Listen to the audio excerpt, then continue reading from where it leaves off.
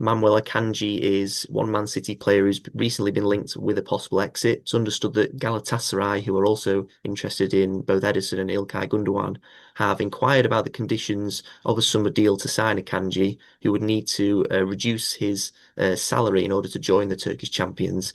Then they would in turn submit a formal offer. So as things stand, it seems as if Akanji's wages appear to be a stumbling block. But nevertheless, Akanji's future is far from guaranteed. It seems that as Guardiola seeks to trim his squad, and City look to consider letting some of those non-homegrown players leave this summer. So, Stephen, what do you make of all this? What are your thoughts on Akanji potentially leaving? Do you think that this would make sense this summer? And he recently turned 30, didn't he? And he's Yeah. got 2 years left on his contract now. So, what do you think of Akanji potentially leaving this summer? I'm fine with it. I definitely feel the more that move on right now, it's a good thing. I'm not one for, pushing people out the door, but I think Akanji was probably at the scene of the crime far too many times last season. Like, he's obviously a good player, but I think he's another that's had the post-treble malaise. It's definitely a thing at City where you can see some players have reached the top of the mountain and the only way is down a little bit, and it's very hard to maintain that levels. And let's be honest, I mean this with the greatest respect to Candy because he was crucial to that season. Absolutely was the when we won the treble. Before that, I think it was considered a bit of a surprise when he moved to Man City as a sort of a squad player, and he'd been a good player but never been a great player at any point at Dortmund. And I think he sort of had that incredible, upturn in form. And after since then, he's been just good, as opposed to as great as he was that season. And I think given his age and given the need to refresh, and we've signed Vitor Reis, Kusanov, Juma Bar's out on loan as well. I think we've got the young centre backs there. And I think I'm personally ready to see them, give them their chance. Look, Ruben Diaz and Josko Vardiol is a really promising partnership. And after that, I would like to see Kusanov and Vitor Reis get the chance to be the backups because they've got so much potential. And I think if you're starting this rebuild, it makes an awful lot of sense. And I think Akanji does potentially block the path for someone like Kusanov, who was excellent when he played last season. Or Vitor Reis, we've seen little of, but what we have seen looks really promising.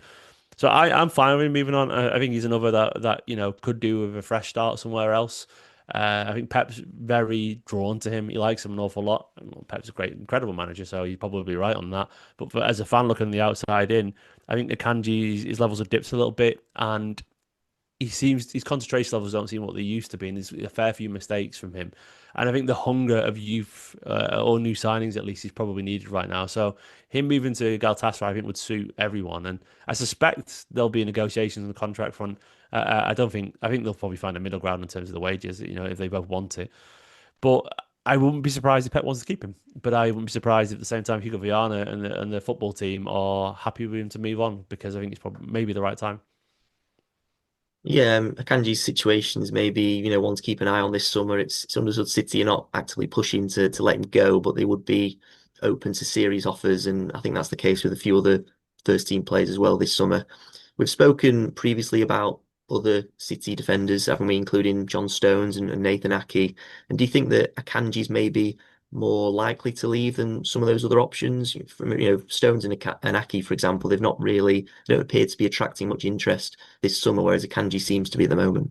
I would guess, given the homegrown situation, if one of them had to stay, I presume they would rather keep one of the homegrown players because there's no guarantee that they can get the people through the door. And Kanji obviously is, he's one of the overseas squad positions, foreign squad positions. So I think look, there's smoke, so there's probably a fire there. I think Akanji is the most likely to leave. I think I can see him at Galatasaray. It just seems like a Galatasaray transfer, a very Manchester City solution to the problem. So yeah, I expect is Akanji most likely to leave. I'd be amazed if one of Stones or Ake didn't, because you know they can't keep themselves fit. Stones in particular, he wants to stay, but it's so quiet around them that I think City have got a little bit of an issue there. Maybe he just stays and you don't have to worry about the squad being too big because John Stones is just never available anyway, and that sort of solves the problem for Guardiola in terms of squad positions and fitness.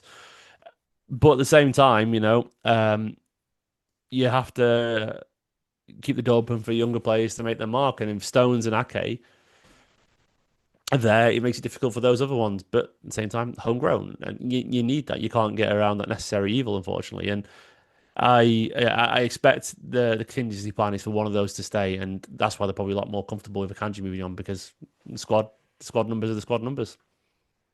Yeah, so if Kanji was to leave, and potentially someone like Vitor Reis, who's recently been linked with I think a loan to sister club Girona, I think they're said to be optimistic of signing him. Say Kanji was to leave and Vitor Reis was to leave, with that, do you think that would be, um, the defensive exits would come to a stop there really, or do you still think that maybe one or two more could go, or Guardiola would be happy with that amount of defenders in his squad for next season? Did you say Vitor Race as well? It broke up a little bit. Yeah, he's recently been Vitor Linked Reis to has been Girona, linked yeah. with Girona, yeah.